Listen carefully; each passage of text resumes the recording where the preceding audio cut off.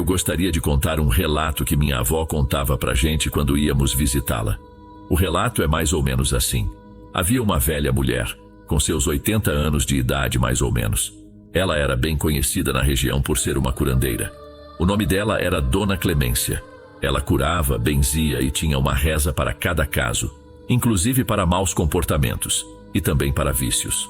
Fumantes, alcoólatras e pessoas com quaisquer outros males eram seus clientes.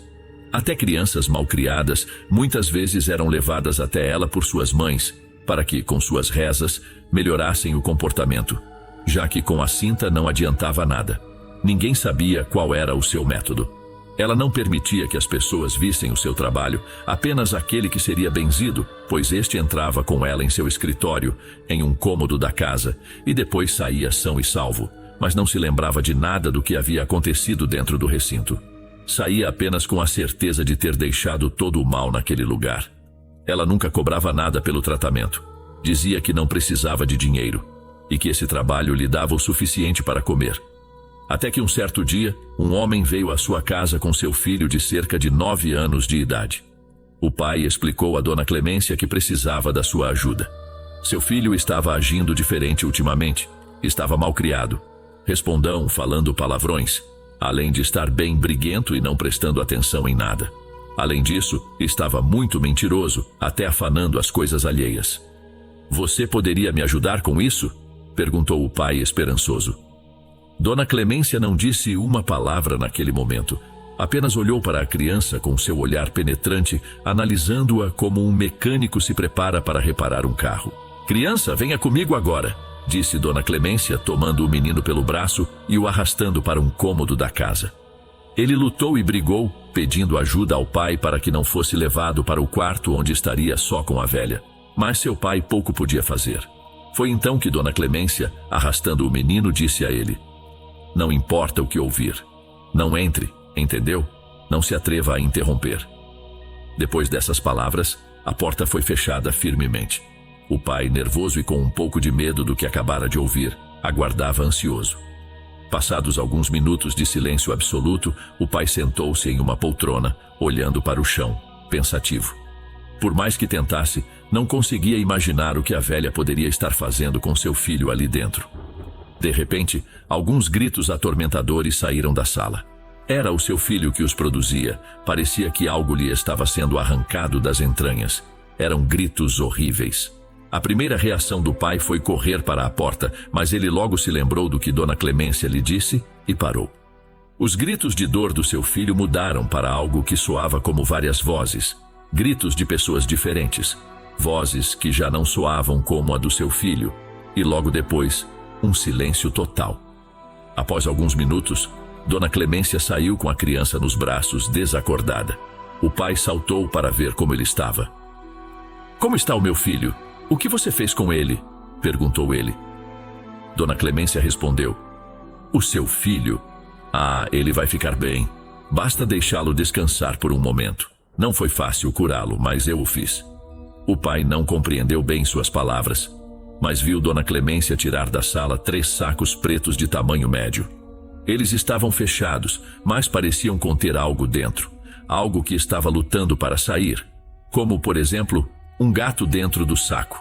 Mas, pelo som que estavam fazendo e com aqueles movimentos, certamente não eram animais de estimação. Dona Clemência estava lutando para segurar os 3 sacos. Então, de repente, um deles rasgou, revelando uma pequena garra que saía da boca do mesmo. "O que são essas coisas? A senhora precisa de ajuda?" perguntou o pai. "Não, vá embora", respondeu rispidamente a velha. "Esses são os que estavam dentro do teu filho, o que lhe causaram tantos problemas. Agora leve o teu filho e vá embora daqui. Eu trato do resto." O pai, ao ver aquilo, não fez mais perguntas e deixou o lugar, deixando Dona Clemência sozinha. Ela bateu os sacos com um enorme pedaço de madeira para matar o que quer que estivesse ali dentro. No dia seguinte, o pai foi à casa de Dona Clemência para agradecer pela forma como seu filho havia mudado tão radicalmente. Ele já se comportava melhor como antes, mais prestativo. Chegando na casa da senhora, encontrou-a na cozinha preparando seu almoço. "Oi, desculpe interrompê-la, mas eu vim agradecer e lhe trazer esse dinheiro", disse o pai. Dona Clemência olhou sério e continuou a mexer a panela, dizendo: eu não preciso do seu dinheiro. Com o que faço no dia a dia para vocês, me basta para comer. O pai insistia quando a velha fez um movimento brusco com a colher na panela, e o homem logo reparou que no conteúdo da mesma havia a mesma garra que ele havia visto no dia anterior saindo do saco preto. O homem então resolveu se calar, desculpou-se e foi se retirando de fininho. Quando ele estava já alcançando a porta, Dona Clemência disse, olhando com um sorriso naquele rosto enrugado: eu sei que o senhor tem um terrível vício de fumar e que não consegue largar. Sei que anda doente com falta de ar. Venha me ver para resolvermos isso. E soltou uma sonora gargalhada. O homem se assustou na hora, pois como ela saberia daquilo? Ele foi embora dali correndo. Passados alguns dias, com aquelas palavras da velha em sua cabeça e seu estado de saúde piorando, o homem pensou consigo mesmo: e por que não? Ele dirigiu-se temeroso à casa de Dona Clemência. Chegando lá, a viu sentada em sua cadeira de balanço. Ela olhou para ele e disse: entre, eu estava ali esperando, e já lhe apontou aquele cômodo da casa.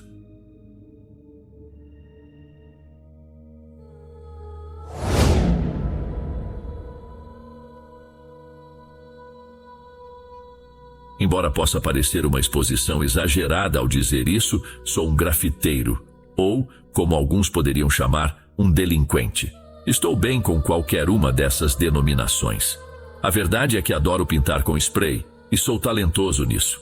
A comunidade de tagging é complicada, as pessoas não são amigáveis, e falta respeito entre os artistas. Por essa razão, adotei um estilo mais discreto. Prefiro pintar em lugares mais sossegados, onde minha arte não será vista por outros artistas ou pelo público. Linhas de trem antigas são um ótimo local, pois os vagões são infinitos e novos trens são descomissionados e deixados para apodrecer lá frequentemente. Meu amigo Lucas gosta de me acompanhar quando pinto, mesmo que ele não seja muito envolvido com isso. Aprecio a companhia. Algumas pessoas não entendem a importância de um bom amigo, e isso é triste. A maioria dos meus outros amigos não respeita meu tempo ou interesses tanto quanto ele. Lucas e eu nos encontramos fumando em um conjunto sem nome de trilhos antigos que encontrei no Google Maps mais cedo naquele dia. Não sou um grande adepto da maconha, mas ele fuma bastante, então frequentemente acompanho para entrar no clima. Ainda não era tão tarde, talvez um pouco depois das 22 horas. Terminamos de fumar um baseado e continuamos conversando enquanto caminhávamos ao longo do velho trem de carga enferrujado. Curiosamente, não havia nenhuma marcação no trem. Provavelmente havia sido movido para lá recentemente, pensei, animado com a oportunidade de pintar em uma superfície tão boa. Joguei uma lata para Lucas se divertir e comecei a trabalhar. Cerca de 5 minutos depois, terminei minha primeira marcação. Fiquei admirando-a por um tempo antes de passar para o próximo vagão e depois para o seguinte. Após uns 15 minutos e 2 latas de tinta, tinha 3 boas marcações alinhadas e estava bastante orgulhoso de como elas ficaram. Peço desculpas se isso ofende alguém, mas costumo descartar minhas latas vazias quando terminam. Então as joguei de volta pelo caminho que percorremos, apreciando o som satisfatório das esferas de metal batendo dentro das latas vazias. Em seguida encontrei Lucas, que aparentemente tinha enrolado e acendido outro baseado, ignorando a tinta que eu tinha dado a ele. Para contextualizar, a razão pela qual não sou um grande usuário de maconha é que comecei a ter crises de ansiedade insuportáveis com muito mais frequência, talvez 90% das vezes. Em retrospectiva, fumar 2 baseados com Lucas foi quase uma decisão prejudicial. Afinal, estávamos fazendo algo ilegal, o que já era bastante indutor de ansiedade. Mesmo assim, fumei o segundo baseado, confiante de que estaria bem. Assim que as últimas faíscas do baseado se apagaram, ouvimos um som estranho. Um barulho abafado vindo de algum lugar atrás de nós ecoou na noite. Ficamos imóveis e olhamos para a escuridão. Senti gotas de suor se formando no pescoço enquanto a adrenalina tomava conta. Não consegui distinguir se o som vinha de fora do trem ou de dentro de algum vagão. Ambas as possibilidades eram igualmente assustadoras. Esperamos em silêncio por 1 minuto inteiro e nada. Então peguei meu telefone e gravei um vídeo. No vídeo dava para ver que alguém pegou uma das minhas latas de tinta vazias e a jogou em nossa direção antes de nos perseguir e gritar. Embora a lata não tenha aparecido no vídeo, eu jurava que havia sido isso a fazer o primeiro barulho. Enquanto corríamos desesperadamente, a pessoa atrás de nós gritou: "É melhor você não tropeçar, garoto." Alguns segundos depois, um tiro real soou atrás de nós, quase fazendo Lucas cair. Isso me assustou tanto que meu dedo escorregou do botão de gravação no Snapchat e o vídeo foi interrompido. Corremos pelos trilhos até cruzarmos uma estrada principal e só paramos quando estávamos a uma distância segura. Nunca estive tão apavorado na vida. Estar chapado não ajudou. Minhas mãos tremiam, assim como as de Lucas. Encontramos o caminho de volta ao carro e dirigimos para casa em silêncio. O que eu deveria fazer chamara por uma opção. A história não acaba aí. Voltei àqueles trilhos algumas semanas depois, mas desta vez durante o dia e armado com minha confiável Glock 17. Para minha surpresa, o trem ainda estava lá. No entanto, havia uma diferença marcante. Nos 3 pontos onde minhas marcações estavam antes, agora havia manchas feias de tinta vermelha. Alguém havia deliberadamente coberto meu trabalho. Em silêncio, continuei investigando e eventualmente cheguei a um vagão com a porta escancarada. Dei uma olhada dentro e era bizarro. O vagão estava completamente vazio, exceto por uma cadeira no centro e o que parecia ser cordas e correntes espalhadas. Algumas cordas estavam enroladas nas pernas da cadeira, outras apenas no chão. A parte mais estranha era o cheiro. Todo o vagão cheirava a água sanitária. Se você fechasse os olhos, poderia pensar que estava em um armário de suprimentos de limpeza. O cheiro era tão forte que parecia que todo o vagão havia sido mergulhado em água sanitária. Fui tirar uma foto da cena quando pensei ter ouvido um clangor metálico em algum lugar mais adiante no trem. Talvez tenha imaginado, mas não quis correr riscos. Isso foi o suficiente para mim. Saí de lá tão rápido quanto cheguei. Contei essa história a muitas pessoas, e nenhuma conseguiu racionalizar as ações daquele psicopata de uma maneira que fizesse sentido. Duvido que uma pessoa sem teto consiga uma arma, mas não entendo por que alguém além de um sem-teto responderia de maneira tão agressiva. E por que decidiram cobrir minhas marcas é outro mistério. O aspecto mais perturbador de tudo isso foi a cadeira no meio do vagão. Realmente quero voltar àqueles trilhos só para tirar uma foto do que vi, mas não tive coragem. Não sei se quem estava lá naquela noite queria realmente nos matar ou apenas nos assustar, mas às vezes, tarde da noite, quando estou sozinho com meus pensamentos, ainda posso ouvir aquele tiro ecoando nos meus ouvidos.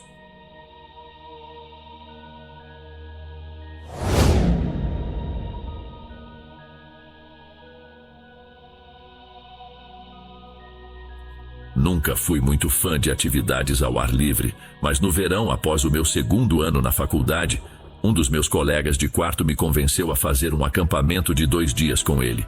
Seria apenas durante o final de semana, e como eu não tinha nada planejado, pensei que poderia ser divertido e concordei.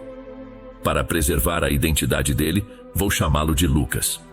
Lucas era apaixonado por acampar e tinha vários equipamentos de acampamento na parte de trás do seu carro. Ele não gostava de acampar em lugares já reservados. Preferia encontrar seus próprios locais, dizendo que isso tornava a experiência mais emocionante. Dirigimos até a entrada da floresta, e então percorremos uma estrada de terra até encontrarmos uma clareira entre as árvores com espaço suficiente para o carro passar.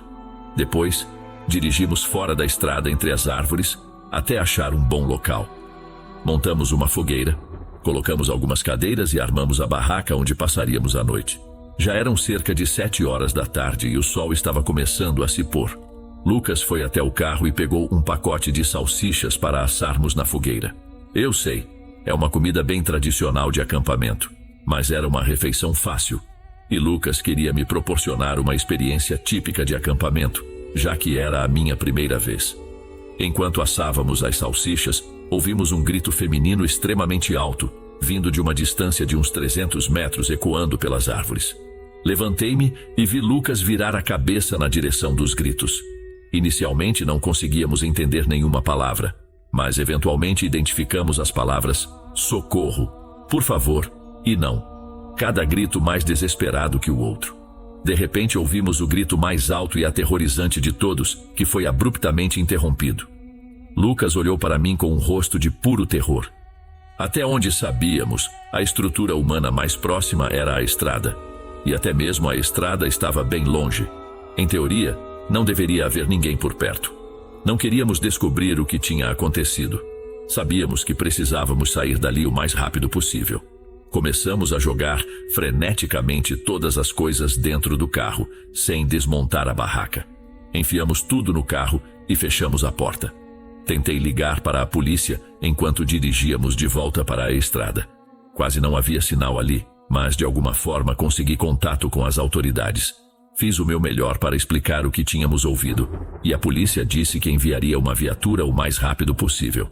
O caminho de volta para a estrada demorou o dobro do tempo, porque estava de noite e não conseguíamos ver quase nada. Finalmente, avistamos o asfalto e paramos o carro por alguns segundos. Não sabíamos se deveríamos esperar pela polícia ou não. Foi nesse momento que avistamos uma figura humana saindo das árvores, bem na nossa frente.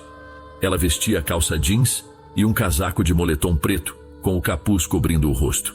O homem estava arrastando algo enrolado em um tipo de lençol ou saco.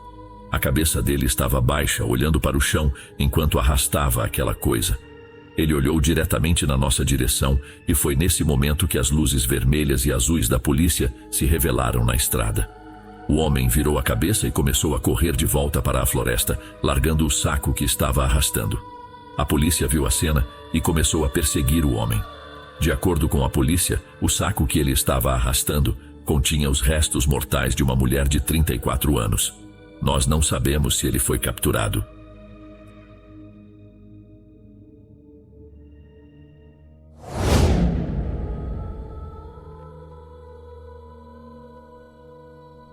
Enquanto escrevo isso, é início de julho. Essa história aconteceu no começo do verão.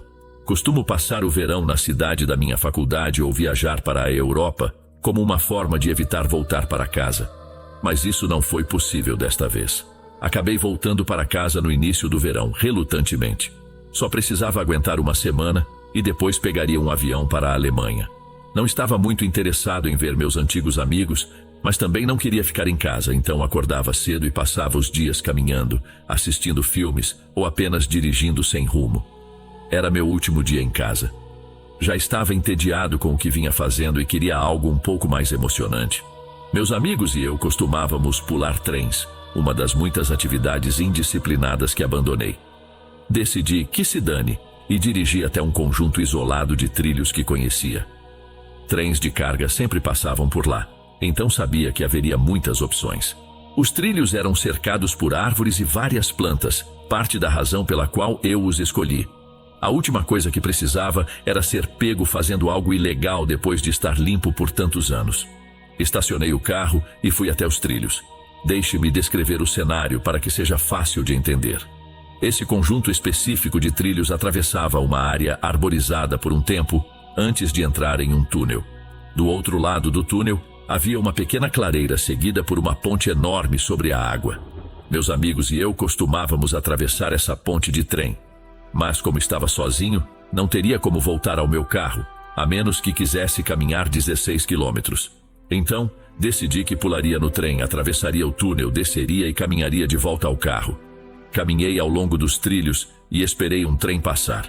Era provavelmente entre 14 horas e 15 horas. Finalmente, depois de uns 10 minutos caminhando, comecei a sentir a vibração familiar nos trilhos. Corri para o lado e tentei me esconder o melhor possível. Pelo que sei, os condutores de trens de carga não se importam o suficiente para denunciar pessoas andando nos trilhos, mas não queria arriscar. O trem passou e esperei vários vagões passarem antes de sair do meu esconderijo. Escolhi um vagão que parecia fácil de alcançar e comecei a correr ao lado do trem, como fiz centenas de vezes antes. Quando me senti confiante o suficiente, agarrei a escada e me balancei para cima. Foi bem fácil. O trem não estava viajando muito rápido. Quando minha parte do trem estava prestes a entrar no túnel, vi um estranho flash de luz à frente. Presumi que fosse uma faísca do trem ou algo assim, mas para ser sincero, nunca tinha visto nada parecido antes.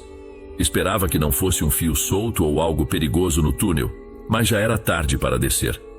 O trem começou a ganhar velocidade, já que o túnel era perfeitamente reto, e fechei os olhos enquanto a adrenalina começava a subir. Foi então que senti uma mão saindo da escuridão e literalmente agarrando minha perna.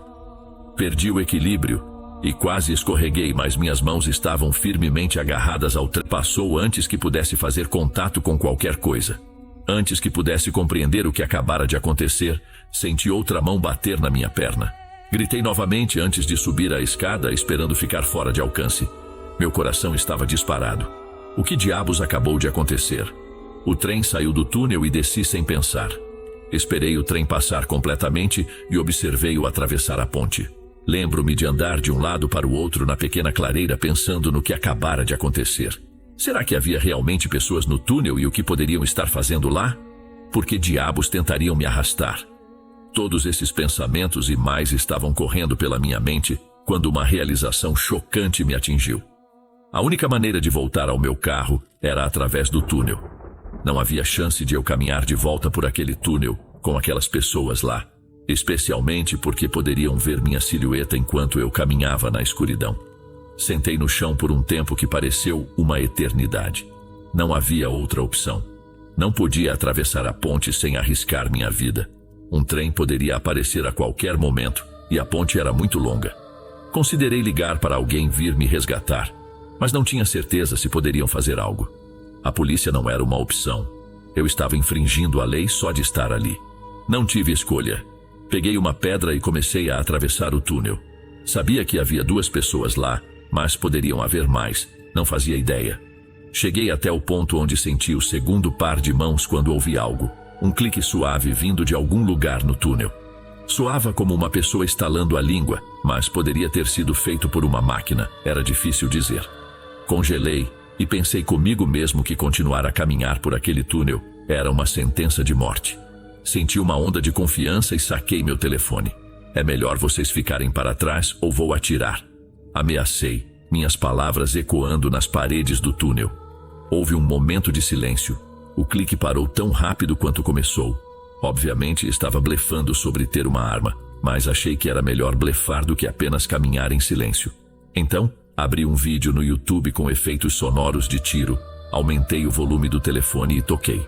Foi mais alto do que eu esperava, e com o eco do túnel rezei a Deus para que quem estivesse lá acreditasse. Sem esperar outro segundo, corri em velocidade máxima para a escuridão, preparando-me para uma briga. Não parei de correr até alcançar o outro lado. Por um milagre, ninguém tentou me agarrar. Depois de sair do túnel, olhei para trás. Houve outro flash vindo do fundo do túnel, mas dessa vez durou tempo suficiente para eu ver claramente 2 silhuetas em pé nos trilhos, de frente para mim. Isso foi o suficiente para mim. Virei-me para ir embora, mas enquanto corria, o grito mais horrível que já ouvi emanou do túnel. Soava bárbaro, definitivamente humano, mas longe de ser normal. Não pretendo pular trens novamente.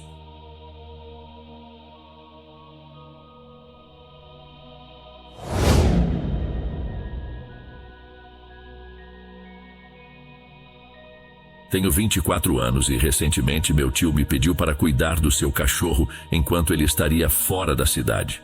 Ele mora em uma casa remota perto de uma floresta e tem um husky siberiano chamado Oscar. Respondi imediatamente à mensagem dele dizendo, claro, será um prazer. Nunca tinha cuidado do cachorro dele antes, mas sabia que o Oscar era bem treinado e eu basicamente só precisaria alimentá-lo e levá-lo para passear de vez em quando. Além disso, a cabana do meu tio é realmente remota, com o vizinho mais próximo a quilômetros de distância. Considerando quão estressante meu trabalho estava sendo ultimamente, eu estava ansioso para passar alguns dias tranquilos na cabana do meu tio. Decidi que essa era a oportunidade perfeita para convidar minha namorada para ficar comigo. Ela aceitou e fomos de carro até a cabana. Os primeiros dias foram completamente normais, exceto pelo fato de que estava nevando quase o tempo todo. Os dias passaram e estávamos na última noite antes do meu tio voltar. Minha namorada e eu estávamos assistindo a um filme com o Oscar na sala de estar. Quando o filme terminou, era por volta da 1 da manhã e decidimos que era hora de dormir. Enquanto caminhávamos até o quarto, notei que o vento e a nevasca lá fora tinham se intensificado. Mas apesar disso, estávamos cansados demais e adormecemos rapidamente depois de deitar na cama. Meu sono costuma ser pesado e eu estava completamente desmaiado há cerca de 2 horas quando minha namorada me acordou me sacudindo. O relógio digital no quarto marcava 3h20 da manhã e ainda estava totalmente escuro lá fora. Eu estava muito sonolento, mas eventualmente despertei. Minha namorada disse com uma voz preocupada que tinha ouvido algo lá fora e que eu deveria dar uma olhada. Ainda meio sonolento, concordei. Enquanto me levantava, notei que Oscar, que deveria estar dormindo, estava encolhido no armário com os olhos arregalados. Apesar de ser um cachorro grande, ele normalmente não gosta de investigar barulhos estranhos, então vê-lo acordado já me deixou nervoso. Vesti uma roupa de frio, peguei um rifle de caça, uma lanterna e fui até a porta da frente. Saí de casa e liguei a lanterna, e imediatamente vi pegadas na neve. Meu coração disparou ao ver aquelas pegadas. Sabia que não eram minhas, era impossível, pois eu tinha acabado de sair. Fiquei ali em completa descrença por cerca de 1 minuto. Estávamos no meio de uma floresta desolada, no meio da noite, e estava nevando muito forte. Obviamente nenhuma pessoa normal estaria andando nessa floresta às 3 da manhã. Pensei que meu tio gostaria que eu investigasse, então estava determinado a descobrir quem era aquela pessoa. Além disso, se fosse alguém com más intenções, eu sou um cara de 1,96 m armado com um rifle. Decidi seguir as pegadas.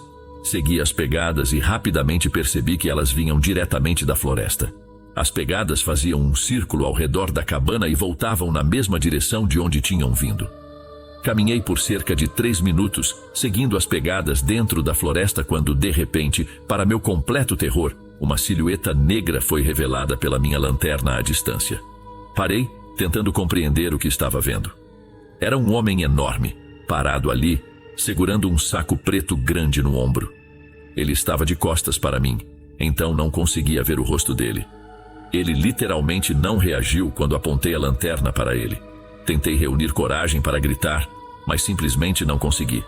Toda a situação parecia um verdadeiro pesadelo. Com minha adrenalina subindo, fiz a única coisa que consegui. Virei as costas e corri de volta para a cabana. Durante todo o caminho de volta, juro que ouvia passos atrás de mim, mas não olhei para trás. Quando cheguei na cabana, entrei correndo e bati a porta. Minha namorada me olhou com medo e confusão. Firmemente, disse a ela para arrumar suas coisas porque precisávamos sair imediatamente. Sem nem questionar, ela obedeceu. Eu também arrumei minhas coisas e estávamos prontos em menos de 3 minutos. Pegamos o Oscar, abrimos a porta da frente e corremos em direção ao carro. Quando ligamos o carro, para meu completo horror, a luz dos faróis revelou aquele mesmo homem na linha das árvores, olhando diretamente para o nosso carro. Minha namorada também viu o homem. E como era de se esperar, aceleramos o carro e saímos de lá o mais rápido possível. No caminho de volta para a civilização, expliquei tudo para minha namorada. Também ligamos para o meu tio que, surpreendentemente, após explicar o que tínhamos vivenciado, respondeu dizendo: "Isso é realmente loucura. Vou dar uma olhada amanhã, assim que eu voltar." Mais tarde, meu tio afirmou que quando chegou em casa, havia pegadas praticamente por toda parte, como se aquele homem tivesse andado em círculos ao redor da casa. No entanto, o homem não estava em lugar nenhum e nunca foi visto novamente. Até hoje, não tenho ideia do que ele estava carregando dentro daquele saco preto. Nem sequer vi o rosto dele, então não tínhamos muita informação para dar à polícia. Desde então, nunca mais aceitei cuidar da casa dos outros e acredito que isso não vai mudar tão cedo.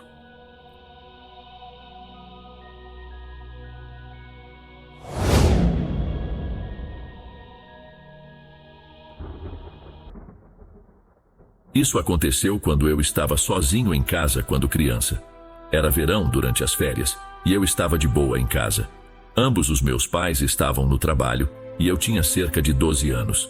Tenho um irmão mais velho que foi para a casa de um amigo naquele dia. Quando eu estava sozinho em casa, apenas ficava de bobeira e fazia o que quisesse. Normalmente eu ia no computador que tínhamos e jogava ou algo assim. Provavelmente era no início da tarde. Eu estava no computador na sala há um bom tempo, quando fui para a cozinha pegar algo para comer. A cozinha ficava na parte de trás da casa, e nós morávamos em uma casa de 2 andares. Também menciono que o bairro era bem comum e um pouco mais tranquilo. Foi quando eu estava na cozinha que, mas parecia que alguém estava passando. Fui para outra janela para ver melhor e vi um homem caminhando para a parte de trás da casa. Ele estava usando um colete de construção e um chapéu. Percebi que devia ser o leitor de medidores. Lembro que eles vinham de vez em quando na nossa casa. Me acalmei quase imediatamente. Eu tinha ficado um pouco preocupado ao ver um cara entrando no nosso quintal. Ele foi para a parte de trás da casa, perto de uma das janelas do porão. Voltei a procurar algo para comer na cozinha. Depois de uns bons 5 minutos na cozinha, percebi que o cara ainda estava lá. Normalmente eles vinham e iam rápido, ficando lá por no máximo 1 minuto. Voltei para a sala para usar o computador, mas logo depois tive a sensação de que deveria levantar e garantir que o homem já tinha ido embora. Talvez fosse porque eu estava sozinho em casa e era criança, então fiquei um pouco paranoico. Caminhei cuidadosamente de volta para a janela e vi que o homem ainda estava lá. Não conseguia acreditar. Não conseguia dizer exatamente o que ele estava fazendo, porque só conseguia ver parte dele do ângulo em que eu estava, que era mais alto do que ele. Ele parecia estar fazendo algo perto da janela do porão, mas eu não conseguia entender o que exatamente. Pensei em descer e olhar pela janela do porão, mas sabia que o homem me veria imediatamente. Fui para outra janela no andar de cima, que teria um ângulo melhor, mas tive que ser cuidadoso para que o cara não me visse. Infelizmente fiz uma bagunça enquanto caminhava e acidentalmente bati em uma lata que estava perto da borda do balcão na cozinha. A lata caiu e fez um barulho alto. A próxima coisa que eu soube foi que o homem saiu rapidamente indo para o lado da casa. Fui para a frente da casa e vi o homem andando casualmente pela rua, até que não pude mais vê-lo. Achei que ele era realmente suspeito. Questionei se ele era mesmo um leitor de medidores. Por que ele sairia tão repentinamente assim? No entanto, fiquei feliz que ele tinha ido embora. Voltei para o computador e fiquei lá até meu irmão e meus pais voltarem para casa. Quando eles voltaram, nem pensei em contar sobre o homem que esteve lá. Achei que ele tinha ido embora para sempre. O quarto do meu irmão e o meu ficavam no porão e o quarto dos meus pais era no andar de cima. Como era verão, ficávamos acordados até tarde. Naquela noite, meus pais foram para a cama e meu irmão foi para o quarto dele. Eu fiquei acordado no computador. Todas as luzes da casa estavam apagadas, exceto uma pequena lâmpada na sala, perto de mim. Fiquei no computador até ficar com sono. Estava realmente cansado, provavelmente por volta da 1h da manhã. Então, desliguei a lâmpada e desci para ir dormir. Quando cheguei no porão, tive que passar por uma pequena sala de estar para chegar ao meu quarto. Enquanto passava, vi algo na janela. O homem estava de volta. Eu só conseguia ver a silhueta de um homem, mas já imaginava quem era. Era a mesma janela onde ele estava mais cedo naquele dia. Então ouvi ruídos vindos da janela, como se ele estivesse tentando abri-la. De repente fiquei realmente com medo. Estava muito escuro lá embaixo, então apertei o interruptor de luz que, por sorte, estava bem perto de mim. A sala toda se iluminou e eu já não conseguia ver o homem muito bem. Ouvi alguns barulhos do lado de fora da janela e então pareceu que ele estava correndo para longe. Também corri para o quarto dos meus pais, bati na porta e gritei para eles acordarem. Cerca de 1 minuto depois, meu pai saiu perguntando o que estava acontecendo. Quando expliquei tudo, o homem já tinha ido embora. Meu pai saiu e inspecionou a casa toda. Ele encontrou a janela dos fundos, que o homem estava tentando abrir, bastante danificada. Parecia que ele estava tentando remover a janela e entrar na casa e quase conseguiu. Depois daquela noite, o homem nunca mais voltou. Lembro de ter ficado muito assustado por um tempo, achando que ele voltaria. Então, dormi no sofá da sala porque me sentia mais seguro lá. Felizmente, ele nunca voltou.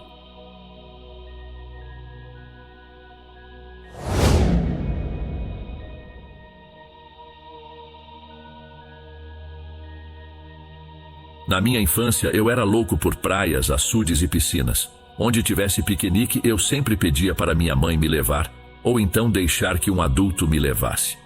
O ano era 1994. Nessa época, eu tinha 12 anos de idade e veio da cidade de Juazeiro uma família tentar a vida por esses lados.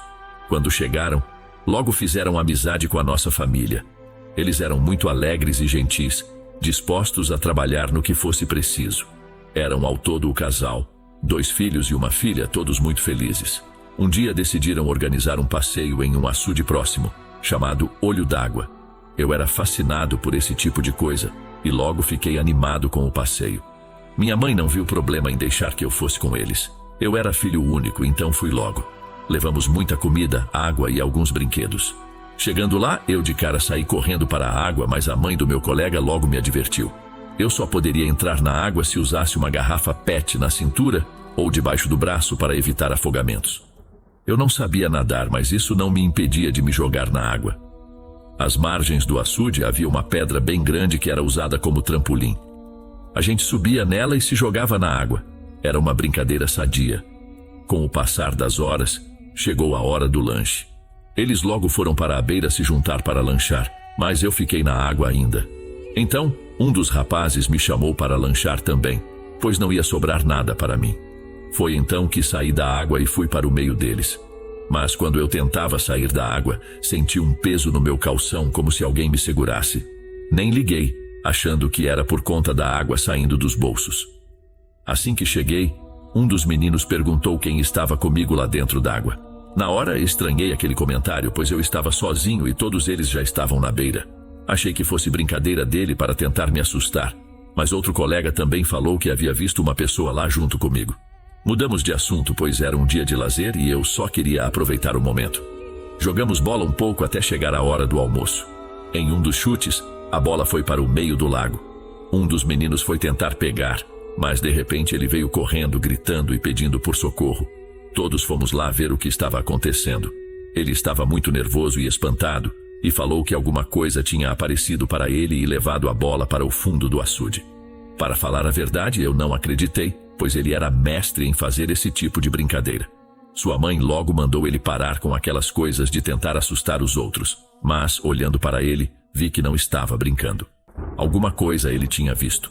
Passado isso, fomos brincar de jogar pedras no lago e ver até onde elas iriam. Era uma disputa de força entre garotos para saber quem jogava mais longe. Era por volta das 4 horas da tarde e o sol já estava baixo. Notei bem ao longe do açude que a bola havia aparecido, mas ninguém quis ir lá pegar. Então, tiramos a sorte no palitinho. A pessoa que tirasse o menor palito seria o felizardo a ir lá buscar a bola, e calhou de sobrar para mim. Tive que ir lá pegar a bola que estava dentro do açude. Chegando perto da bola, notei que, à medida que eu me aproximava, ela ia se distanciando, me levando cada vez mais para o fundo. Assim que a agarrei, senti uma resistência do outro lado, como se estivesse presa ou segurada por alguém, mas não havia nada ali. Foi quando decidi voltar rapidamente sem ela. Chegando bem próximo à margem, senti que algo me pegou pelo tornozelo e segurou firme. Eu já conseguia ficar de pé na água. O pior foi ver que todo mundo lá na margem estava me esperando. Foi aí que me desesperei e quis sair logo dali. Entre passadas longas e pulos, fui puxado para dentro d'água. Parecia a sombra de uma mulher com cabelos negros e muito lisos, mas era uma força sobre-humana. Aquilo tentou me afogar e por mais que eu tentasse sair daquela situação, eu era impedido pela força daquela criatura ou visagem. Não sei dizer o que era. A água era bastante escura e eu não conseguia enxergar nada, mas sentia algo me puxando para baixo. Todos lá fora viram meu desespero e conseguiram me resgatar.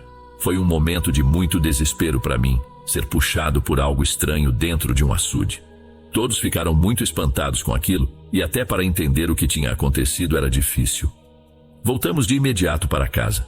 Eu estava muito abalado e só conseguia ficar calado e quieto, pensando em tudo aquilo. Afinal, eu era jovem e quase tinha morrido por um ser sem explicação aparente. Dias depois, foi encontrado um pescador sem vida por lá. Ele havia se afogado.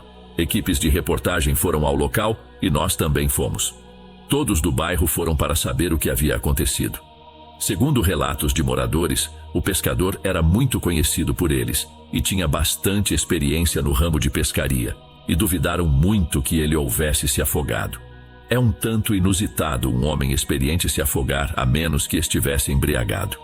Um morador comentou que ali haviam morrido algumas crianças e que era bastante comum alguém sofrer alguma coisa naquele açude. Eu logo me lembrei do que havia acontecido comigo dias antes e certamente aquele açude era amaldiçoado. Desde então, criei pânico de lugares assim, principalmente de açudes onde as águas são muito escuras. Eu tinha sobrevivido a um ataque de assombração e aquilo me abalou muito até os dias de hoje.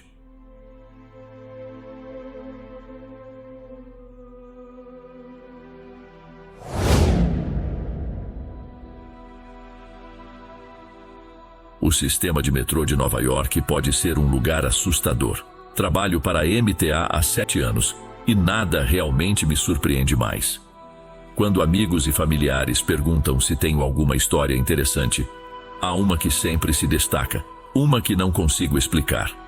E isso aconteceu comigo cerca de 2 anos após começar a trabalhar. Mas lembro como se fosse ontem.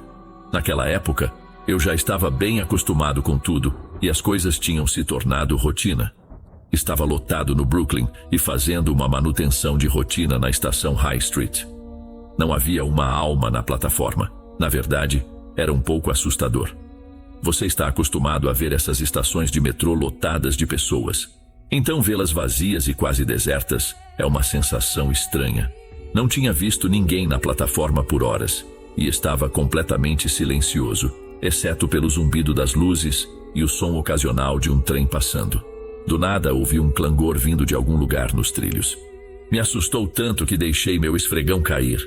O som não era algo a que eu estivesse acostumado. A melhor maneira de descrever é como o som de uma pedra caindo em um trilho de metal. Parei o que estava fazendo e olhei para o túnel, escutando por outros ruídos. Depois de um tempo, concluí que o que quer que fosse que ouvi tinha sido causado por um animal ou por um pedaço de cimento caindo. Afinal, essas estações eram bem antigas. Voltei ao trabalho sem pensar muito no som. Cerca de 10 minutos depois, o mesmo som me tirou da concentração. Só que desta vez foi provavelmente 2 vezes mais alto. Fiquei um pouco preocupado, talvez até assustado. Era possível que 2 pedaços do teto tivessem caído em um intervalo de 10 minutos? Coloquei meus suprimentos de lado e caminhei até a entrada do túnel, tentando ser silencioso. Olhei para a escuridão e não consegui ver nada. Debati comigo mesmo se seria uma boa ideia gritar para dentro do túnel e, no fim, decidi não fazê-lo. Ainda achava que não era nada, mas depois que o medo inicial passou, fiquei mais confuso do que qualquer coisa. Continuei tentando pensar em coisas que poderiam fazer um som como aquele. Não uma, mas 2 vezes. Foi especialmente bizarro, já que o segundo som foi mais alto. Tentei manter minha mente longe dos sons e voltei ao trabalho, encontrando um bom ritmo novamente. Estava quase terminando meu trabalho nessa plataforma e fiquei contente que logo deixaria essa estação estranha. Quando estava terminando, ouvi algo que me deu calafrios. Uma voz de criança chamava por ajuda de dentro do túnel e parecia estar em perigo. Parei instantaneamente o que estava fazendo e fui até a beirada da plataforma. Hesitei por alguns segundos antes de decidir que uma criança em sofrimento não era algo que minha consciência moral me permitiria ignorar. Desci as escadas que levavam aos trilhos e esperei meus olhos se ajustarem à escuridão. Gritei para dentro do túnel perguntando se a criança estava bem. Nenhuma resposta. Estranho, pensei, começando a ficar nervoso com esse encontro. Logo depois, a voz da criança ecoou novamente, repetindo seu pedido de ajuda. Gritei de volta perguntando se ela podia me ouvir. Ela respondeu que sim, e perguntei onde exatamente ela estava. Houve um breve momento de silêncio antes de ela simplesmente dizer: "Na sua frente, continue andando." Eu realmente não queria, mas não podia deixar uma criança indefesa sozinha nos trilhos. Era perigoso. Comecei a andar para frente quando algo me ocorreu. Gritei para a escuridão mais uma vez, perguntando o que estava errado. Uma pausa desconfortável novamente antes da criança responder: "Apenas continue andando." Não gostei nada disso, estava tudo errado. Meus olhos finalmente se ajustaram à escuridão e consegui distinguir levemente o que estava à minha frente. Realmente parecia haver a sombra de uma criança um pouco mais à frente nos trilhos, mas havia algo mais que quase me fez gritar de medo. Outra sombra, muito mais alta, obviamente de um adulto. Meu sangue gelou e fiquei paralisado. Isso não estava acontecendo comigo. O mais devagar que pude, me virei e voltei para a plataforma. Felizmente, não fui perseguido no caminho de volta. A criança gritou: "Espere! Para onde você está indo?" Assim que alcancei a plataforma, mas eu não ficaria lá nem mais um segundo. Subi as escadas e chamei a polícia assim que consegui sinal no celular. Contei tudo a eles e a polícia estava na plataforma em questão de minutos. Esperei para ver o que encontrariam. Depois de cerca de 20 minutos de busca, encontraram algo assustador. Havia um único sapato de criança no túnel, o que a polícia teorizou que poderia significar uma luta. Após horas de busca e de vasculhar todos os bancos de dados disponíveis sobre crianças desaparecidas, fomos informados que receberíamos uma ligação se algo surgisse. Concluiu-se que quem quer que estivesse lá tinha se escondido em algum lugar nos túneis. Não faço ideia do que pensar sobre essa experiência. A melhor teoria que consigo formular é que algum psicopata sequestrou uma criança e a forçou a gritar por ajuda numa tentativa de atrair algum bom samaritano desavisado para uma armadilha. Ou talvez seja o próprio filho que estão criando para também ser um psicopata. Não consigo pensar em nenhuma outra explicação razoável além dessa, mas se estiver certo, só posso imaginar o que essa criança deve estar passando.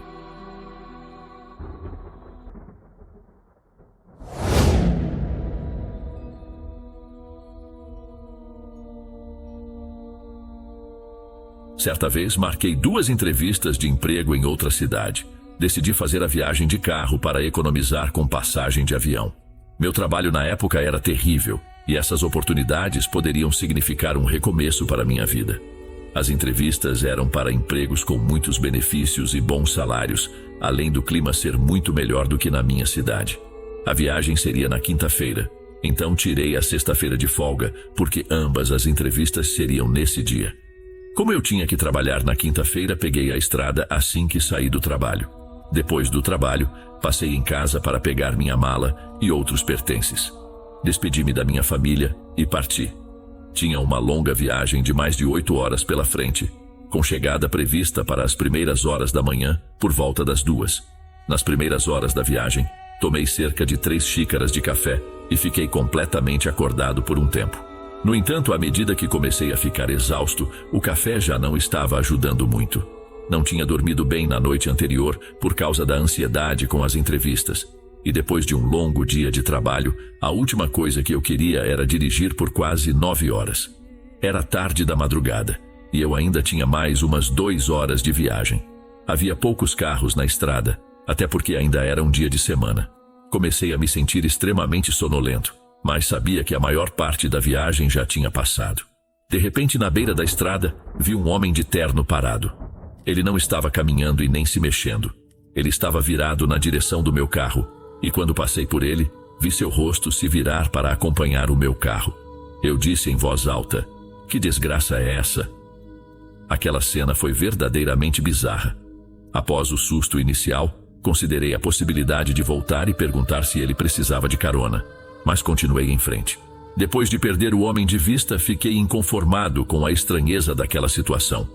Era meia-noite, e aquele homem estava no meio da estrada de terno. Tentei pensar em explicações plausíveis. Talvez a namorada dele o tivesse deixado na estrada ou algo assim. Comecei a inventar várias histórias na minha cabeça para me manter acordado, pois estava ficando sonolento demais. Então, algo assustador aconteceu.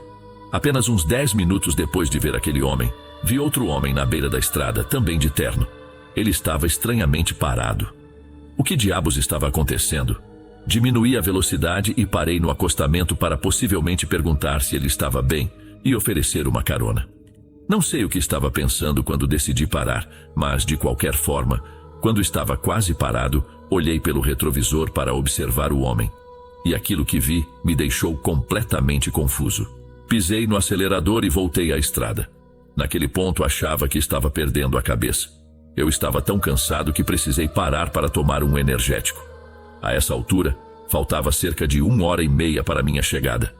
Parei na primeira parada que encontrei e comprei uma lata grande de energético. Entrei no carro e tomei alguns goles, mas enquanto ainda estava no estacionamento do posto de gasolina, vi novamente um homem de terno embaixo de um poste de luz. Ele era o mesmo homem que eu tinha visto antes. Dessa vez tive uma visão mais clara do rosto dele. Parecia um homem branco de meia idade, com cabelos castanhos escuros, rosto barbeado e expressão neutra. No entanto, o que realmente me aterrorizou foi a forma como ele, mais uma vez, estava virado de frente para o meu carro, olhando diretamente na minha direção. Liguei o carro e saí de lá sem olhar para trás. Queria finalizar essa viagem sem ter que parar para dormir, mas nem o café nem o energético estavam fazendo efeito. Sentia que estava prestes a desmaiar atrás do volante. Eu simplesmente não conseguiria continuar. Então, saí da roda aleatória. Inclinei o banco totalmente para trás e tentei dormir. Por mais que estivesse muito cansado, sentia um certo medo naquele estacionamento vazio. Tinha medo de abrir os olhos no meio da noite e ver aquele homem de terno novamente. Eu estava quase adormecendo quando algo me fez despertar. Abri os olhos. Provavelmente era minha mente brincando comigo, pensei. Olhei ao redor do carro com medo de ver aquele mesmo homem novamente. Observei cada janela e depois o para-brisa dianteiro. Estava tudo normal. Então, olhei no espelho retrovisor dentro do carro e nesse momento senti minha alma sair do corpo. Jurei que vi uma pessoa no banco de trás. Era aquele mesmo homem novamente, mas não olhei por tempo suficiente para ter certeza. Imediatamente abri a porta, gritei igual um maluco e me joguei para fora do carro. Caí de costas no asfalto e continuei gritando até conseguir me levantar completamente ofegante. Olhei para dentro do carro e não vi ninguém. O banco de trás estava vazio. Quando consegui me recompor, percebi que minha mente tinha me enganado a noite toda. Não havia nenhum homem de terno. Voltei para o carro com o coração acelerado. Para falar a verdade, naquele momento, eu estava muito agitado para conseguir dormir. Liguei o carro novamente, tomei mais café e consegui terminar a viagem. Quando fiz o check-in no hotel e cheguei ao meu quarto, caí na cama e apaguei imediatamente. No dia seguinte, minha primeira entrevista de emprego estava marcada para 11 horas da manhã. Não tinha dormido muito, mas me sentia um pouco melhor. No entanto, assim que meu entrevistador chegou para me cumprimentar, eu congelei. Ele era idêntico ao homem de terno que eu tinha visto na noite anterior. Sabia que o entrevistador tinha percebido meu nervosismo. Eu podia ver na sua cara. Tentei me recuperar, mas aquele nervosismo continuou durante toda a entrevista. Parecia que eu estava em um sonho. Saí daquela entrevista com apenas 1 hora para me preparar para a próxima. Com a segunda entrevistadora, fui muito melhor e, felizmente, fui contratado. Ainda trabalho nesse novo emprego até hoje. Meu antigo terapeuta me disse que provavelmente o estresse de me preparar para as entrevistas, somado à falta de sono, foi a causa das minhas alucinações. Obviamente essa explicação faz sentido, mas não muda o quão aterrorizante foi aquela noite.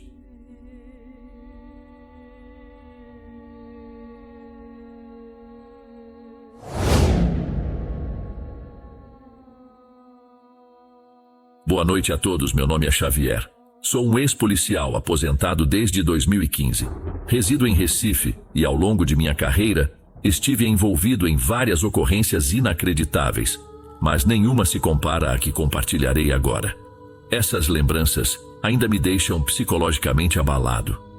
Era 20 de agosto de 2011. Eu estava de plantão no turno da noite. Normalmente não tínhamos muitos problemas, pois a região onde eu trabalhava ficava no interior de Recife. Eram mais rondas de rotina. Porém, às 11h30 da noite, o telefone tocou. Eu atendi e, do outro lado da linha, havia uma mulher em completo desespero. Pedi que ela tentasse se acalmar e me contasse o que estava acontecendo. Ela relatou que seu marido a havia agredido violentamente, trancando-a junto com sua filha de 10 anos dentro de casa.